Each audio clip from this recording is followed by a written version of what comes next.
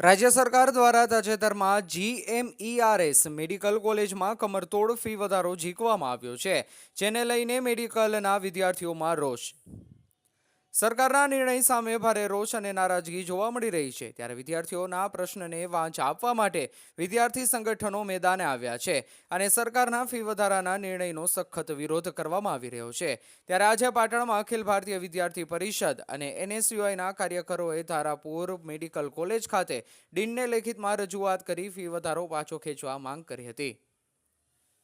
અખિલ ભારતીય વિદ્યાર્થી પરિષદના કાર્યકરોએ ધારપુર નજીક પાટણ ઊંઝા હાઈવે પર ચક્કાજામ કરતા બંને સાઈડ વાહનોની લાંબી કતારો સર્જાતા ટ્રાફિક જામના દ્રશ્યો સર્જાયા હતા.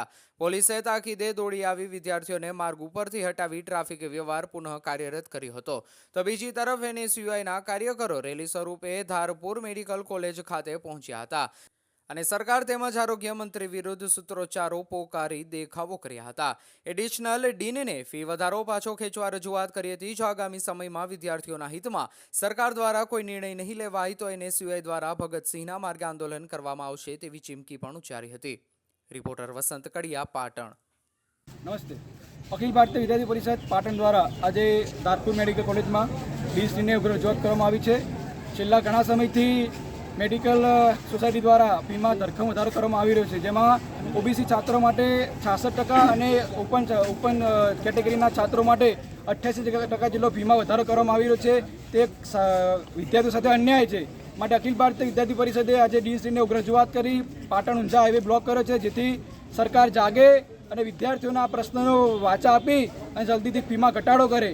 માટે અખિલ ભારતીય વિદ્યાર્થી પરિષદે ઉગ્ર રજૂઆત કરી છે અને જો 2 દિવસની અંદર રજૂઆત માંગ સ્વીકારવામાં નહીં આવે તો વિદ્યાર્થી પરિષદ 13 કોલેજની અંદર ઉગ્ર આંદોલન કરશે, જેની જવાબદારી સરકારશ્રીની રહેશે. શું નામનો હોદ્દો? સાહિલ દેસાઈ, પાટણ નગર મંત્રી. આજે શું NSUI દ્વારા રજૂઆત કરવામાં આવી? આજે સમગ્ર ગુજરાતની અંદર ગુજરાત NSUI દ્વારા સમગ્ર ગુજરાતની અંદર અમારા NSUI વિદ્યાર્થી સંગઠન જે મેડિકલ કોલેજો છે એની અંદર ઉગ્રમાં ઉગ્ર આંદોલન કરી અને એમને જે ડીન મેડિકલ કોલેજના ડીન છે એમને રજૂઆત આજ કરવામાં આવી કે આવાવાળા સમયની અંદર જે વિદ્યાર્થીઓનો 70 થી 80% ફી વધારો જે થયો છે એ તાત્કાલિક ધોરણે પરત ખેંચવામાં આવે અને જો ખેંચવામાં નહીં આવે તો આવાવાળા સમયની અંદર આ વિદ્યાર્થી સંગઠન છે ભગતસિંહનો રસ્તો અપનાવવો પડે તો પણ અપનાવવા માટે તૈયાર છે.